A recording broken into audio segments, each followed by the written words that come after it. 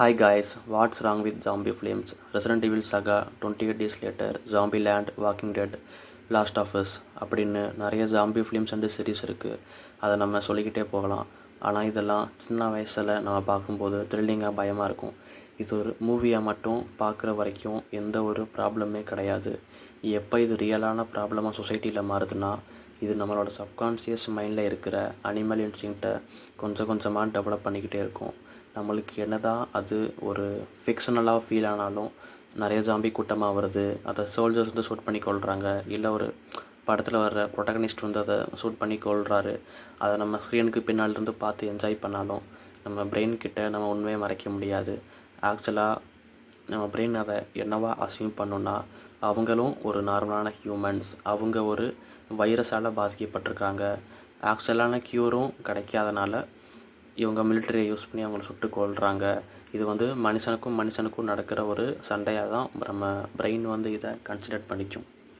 நம்ம இன்னொரு விஷயம் நல்லா கவனித்து பார்த்தோம் அப்படின்னா, இந்த மாதிரி ஜாம்பி ஃபிலிம்ஸில் அந்த வைரஸ் வந்து எங்கேருந்து ஆரம்பித்தது, இதை யார் வந்து க்ரியேட் பண்ணா அப்படிங்கிற எக்ஸாக்டான ஒரு காஸ் அப்படிங்கிற ரீசனை வந்து சொல்லவே மாட்டாங்க. சும்மா ஒரு லேபில் வந்து நாங்கள் ஒரு வைரஸை வந்து கண்டெயின் பண்ணி வச்சுருந்தோம், அது ஏதோ ஒரு காரணத்தால் வந்து லீக் ஆயிடுச்சு அப்படிங்கிற ஒரு விஷயத்தை தான் திரும்ப நம்மக்கிட்ட சொல்லிக்கிட்டே இருப்பாங்க. இந்த வைரஸோட ஸ்டார்டிங் ஸ்டேஜ் வந்து எங்கேருந்து வந்தது, இதுக்கு நம்ம எப்படி க்யூர் பண்ண போகிறோம், இந்த வைரஸால் ரெக்கவர் ஆகிருக்காங்களா அப்படிங்கிற எந்த ஒரு டீட்டெயில்ஸுமே இருக்காது.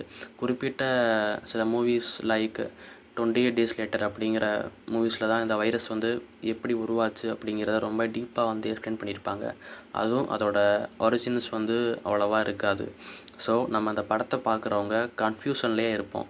இந்த வைரஸோட பர்பஸ் என்னென்னா, மனுஷங்களை வந்து ஒரு வெறி பிடிச்ச ஒரு அனிமல்ஸாக மாற்றும், மித்தவங்கள வந்து கடிப்பாங்க, அவங்களும் அந்த மாதிரி மாறிடுவாங்க. ஸோ இதுலேருந்து தப்பிக்கிறதுக்கு நம்ம இன்னொருத்தனை கொன்று தான் நம்ம தப்பிக்கிற மாதிரி இருக்கும் அப்படிங்கிற மென்டாலிட்டிக்குள்ளே இந்த படத்தை பார்க்கும்போது ஆட்டோமேட்டிக்காக நம்மளே வந்துடுவோம். ஓகே, உண்மையான பிரச்சனைக்குள்ளே வருவோம். இது யாருக்கு பிரச்சனையாக அமையுது அப்படிங்கிறத பற்றி பார்க்கலாம். ஒரு சில செட் ஆஃப் பீப்புளுக்கு நேச்சராகவே இறக்க குணம் ரொம்ப கம்மியாக இருக்கும். ஃபார் எக்ஸாம்பிள், ஸ்பைடர் படத்தில் வர்ற எஸ்.ஏ. சூர்யா மாதிரி. இந்த பிரச்சனை நம்ம எப்படி சொல்லுவாங்க அப்படின்னா, ASPD அப்படிங்கிற ஒரு சயின்டிஃபிக் டேர்ம் இருக்குது. அது ஆன்டி சோஷியல் பர்சனாலிட்டி டிஸார்டர்னு சொல்லப்படுற ஒரு சைக்காலஜிக்கல் இஷ்யூ. இந்த இஷ்யூ இருக்கிறவங்க நம்ம முன்னாலே பார்த்த மாதிரி அவங்களுக்கு இறக்க குணம் கம்மியாக இருக்கும். ஒரு ஆக்சிடெண்ட்டு, ஒரு துக்கமான விஷயம் நடக்குது அப்படின்னா அதுக்கு அதிகமாக ரியாக்ட் பண்ணிக்க மாட்டாங்க. அவசரமாக என்ன ஃபர்ஸ்ட் எய்ட் கொடுக்கணும் அப்படிங்கிற தாட் வராது. அவங்க ஜஸ்ட் அந்த இன்சிடெண்ட்டை பார்த்துக்கிட்டே இருப்பாங்க. முடிஞ்சால் செல்ஃபோனில் வீடியோ எடுப்பாங்க, அப்படியே கிளம்பி போயிடுவாங்க. இந்த ஒரு பிஹேவியரை நம்ம ஜாம்பி மூவிஸில் காட்டப்படுற ஹீரோஸ் அப்படின்னு சொல்லப்படுற அவங்கக்கிட்டையும், அவங்களோட டீம் மெம்பர்ஸ் அப்படிங்கிறவங்க ஃப்ரெண்ட்ஸ் இருப்பாங்க. போக போக ஒரு ஜேர்னி மாதிரி தான் அந்த படமே இருக்கும். ஸோ ஒரு வைரஸ் வந்து அவுட் பிரேக் ஆகும், அதுலேருந்து மக்கள் நாடே ஜாம்பி ஆயிடுவாங்க. ஹீரோன்னு சொல்லப்படுறவர் வந்து ரொம்ப வருத்தப்பட்டு ஃபேமிலியெல்லாம் இழந்து அப்படியே ஒரு குரூப்பில் போய் ஜாயின் பண்ணுவார். அந்த குரூப்பில் உள்ளவங்க அப்படியே ட்ராவல் பண்ணுவாங்க. அவங்க வந்து எதுக்கு வர ஜாம்பிஸை வந்து அவங்க ஆக்சுவலான ஹியூமன்ஸ் அப்படிங்கிற ஒரு எந்த ஒரு தாட்டுமே இல்லாமல் வண்டியை வச்சு ஏற்றிட்டு போகிறதா இருக்கட்டும், துப்பாக்கி வச்சு அப்படியே சுட்டு போட்டு தள்ளிட்டு போய்கிட்டே தான் இருக்கட்டும், அதை பற்றி எந்த ஒரு கவலையுமே இருக்காது.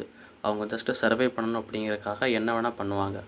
இந்த மாதிரி கோரிக்கான ஃபிலிம்ஸான ஜாம்பி மூவிஸ், அப்புறம் நிறைய ராங் டர்ன் அந்த மாதிரியான ஹாரர் மூவிஸ் வந்து மக்கள் மத்தியில் எப்படி சைக்காலஜிக்கலாக வந்து இம்பேக்ட் பண்ணுது, அது ரிலேட்டடாக நியூசிலாந்தில் 1972லேருந்து 1973 வரைக்கும் ஒரு ரிசர்ச் ஒன்று கண்டக்ட் பண்ணுறாங்க. இதில் 1037 பேர் வந்து பார்ட்டிசிபேட் பண்ணுறாங்க.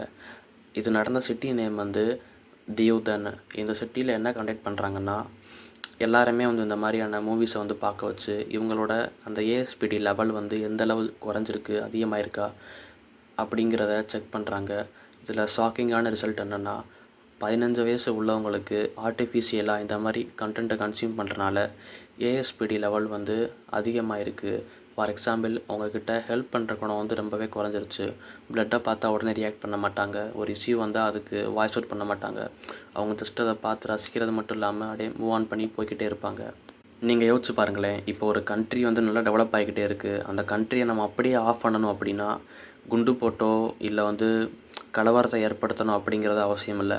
ஒரு 10, 20 வருஷத்துக்கு இந்த மாதிரி கோரிக்கான ஃபிலிம்ஸை ரிலீஸ் பண்ணிக்கிட்டே இருந்தால், அங்கே இருக்கிற யங்ஸ்டர்ஸோட மென்டாலிட்டியே மாறி போய் அன்பு, பாசம் எதுவுமே இருக்காது. ஒருத்தருக்கு ஒருத்தர் அடிச்சுக்க ஆரம்பிப்பாங்க. சின்ன சின்ன விஷயத்துக்கு அதிகமாக கோவப்படுவாங்க.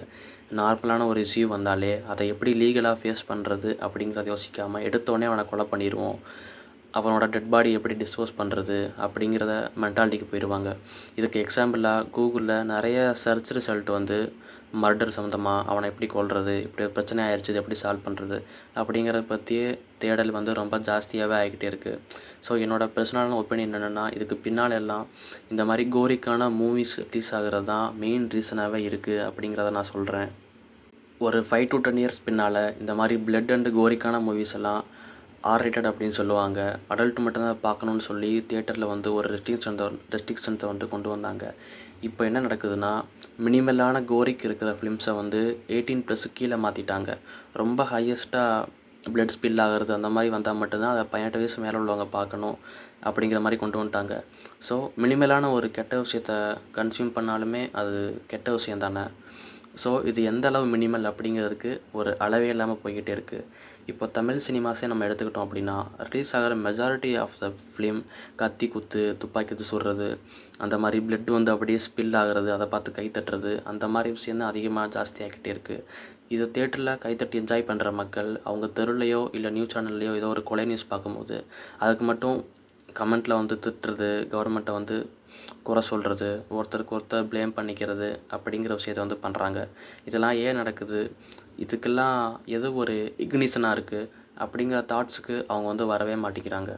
இப்போ நியூ ப்ராப்ளமாக என்ன ரைஸ் ஆகிருக்குன்னா, பேட்டில் ராயல் கேம்ஸ், ஒரு பிளேயரை இன்னொரு பிளேயர் ஷூட் பண்ணி கொள்வது, டிஃப்ரெண்டான ரியல் லைஃப் மிலிட்ரி கன்ஸோட நேம்ஸ், இதெல்லாம் சின்ன குழந்தைங்களுக்கு இப்போவே தெரிய ஆரம்பிச்சிருக்கு.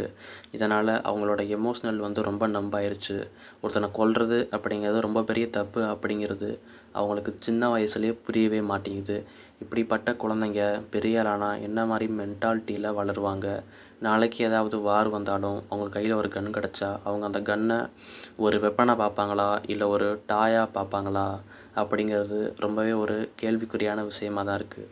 மேலும் தப்பு பண்ணால் அது தவறு அப்படிங்கிற ஒரு கில்ட் ஃபீலிங் அப்படிங்கிறது இப்போ இருக்கிற ஜென்ரேஷன் மத்தியில் ரொம்பவே ஒரு கம்மியாகிக்கிட்டே வருது. இன்ஸ்டாகிராம் எடுத்துக்கிட்டால் நார்மலாக வந்து கத்தியை வச்சு ரீல்ஸ் பண்ணுறதா இருக்கட்டும், அதை யாரோ கேஸ்னு போய் கம்ப்ளைண்ட் கொடுத்தா மட்டும்தான் போலீஸ் வந்து ஆக்ஷன் எடுக்கிறதா இருக்கட்டும், இந்த மாதிரியான இஷ்யூ வந்து நார்மலைஸ் ஆக்கப்பட்டுக்கிட்டே வருது.